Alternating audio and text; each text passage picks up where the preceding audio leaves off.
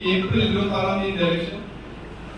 എല്ലാവരുടെയും അനുഗ്രഹവും സഹായവും വോട്ട് കൊണ്ട് NDA സ്ഥാനാർത്ഥിയെ എന്നെ ജയിപ്പിച്ച നിങ്ങളെ കാണുവാൻ നിങ്ങളോട് നേരിട്ട് സംസാരിക്കുക